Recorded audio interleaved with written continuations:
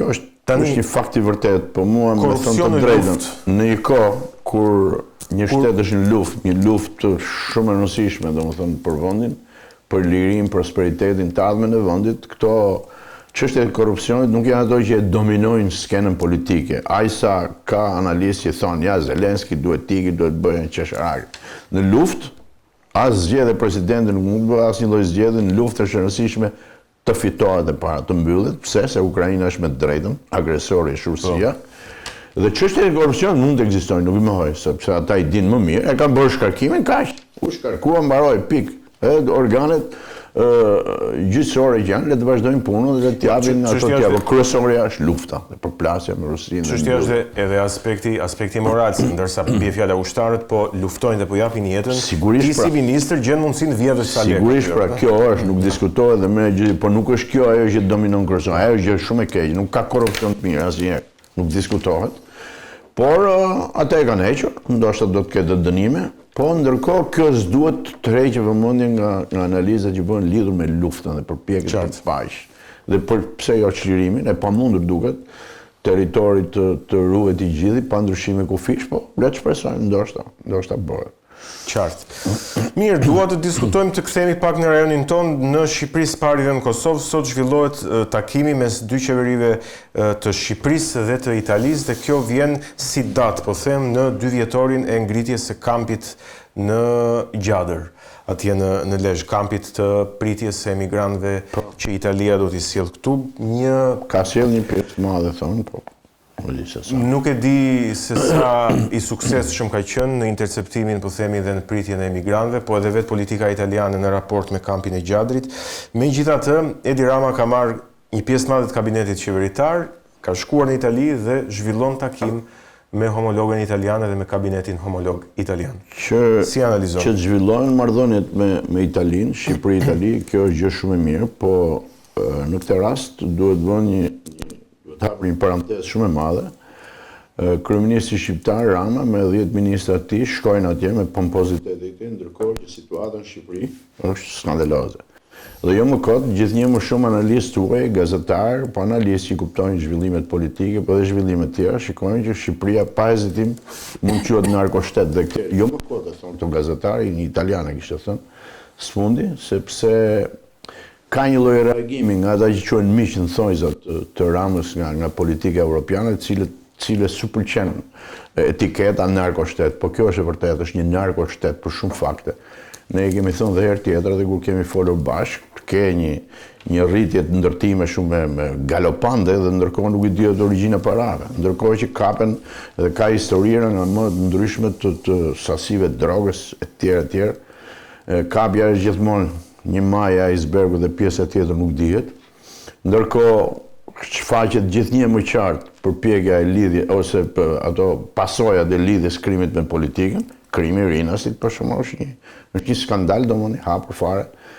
U vra personi në prani të shoferit që punonte në policinë e shtetit. Po kjo është skandaloze, s'flet asnjëri.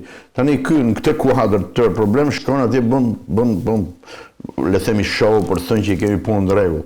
Oj që zhvillohen marrëdhënie Itali-Shqipëria shumë, po jo ky njeri. Dhe ky ka tendencë, siç ka gënjur gjithmonë, për çështjen e integrimit europian apo pasaportës europiane në zgjedhje të që është një gënjeshtër e madhe, sepse porta nuk është aq lehtë e hapur në Europë, madje Europa ka probleme, pomërsi se ne do të dëshironim të ishim atje, po në këto kushte domosdoshmë kjo është një show i madh, i cili ndërkohë që ka me vete edhe zëvendës kryeministri Lida Balluku, ai është një skandal vetë, ajo pritet është hapur dera burgut që shkoj shpejt, sa më shpejt bile, nuk bëhet fjalë të themi shpejt avon, por shpejt ose shumë shpejt atje dhe ai e merr nuk e di. Kjo është domethënë thjesht shkelje si ju ose përpjekje për t'i thënë organeve të drejtësisë, cilët kanë problemet e vet, apo gjithsesi për të thënë që ja kjo është mbrojtjen time. Atëherë nëse po themi gjyqësori nuk është ndikimi politik, ai s'duhet ta kishte marrë, ai duhet ishte në burg sot. Po fakti që ky e merr, do të thotë që përpiqet të thonë këtë mos e prekni, po për mua problemi është i pasgjithshëm, është i zgjidhshëm vetëm kur dënohet ajo dhe ai së bashku. Me sa duhet kanë vendosur që t'ikin së bashku, ç'është e kohë për mua është, sepse ka vajt aty ku s'mban më. Ju e keni marrë vesh që opozita ka vendosë bëj protestën e parë. 17 edhe shumë serioze, për atë hënën që vjen. Po. Dhe besoj që kjo do jetë ndryshe nga të tjerë, ja nuk mund të vazhdohet më, sepse po i bëjnë gjithë shqiptarët budallëj tani këta, ka një skot hajdutësh që janë atje në krye, njerëz të pa moralshëm, domethënë që kanë dalë jashtë çdo lloj politike, bëjnë dhe show, shkojnë në Italinë atje, spekulojnë dhe me ata. Se Italia ka qenë gjithmonë vend mik dhe përpiqen tani të megjithatë deklaratat e Bashkimit Evropian në raport me gjitha këto që ti thua janë në rastin më të mirë shumë të buta dhe me një gjuhë shumë të drujtë.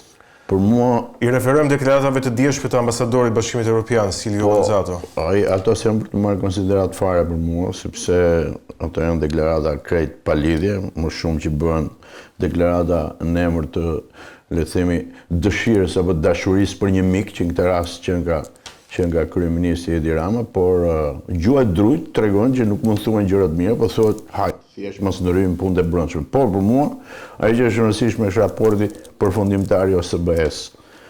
Ai është shumë i rëndësishëm për zgjedhjet dhe ai është një argument dhe një armë shumë e fuqishme që duhet përdorur nga opozita, por edhe nga njerëzit, krahas fakteve të mëdha që i din tashmë të gjithë revoltës. Revolta ndjehet në rrugë gjithandej, gjithë vetëm shajnë.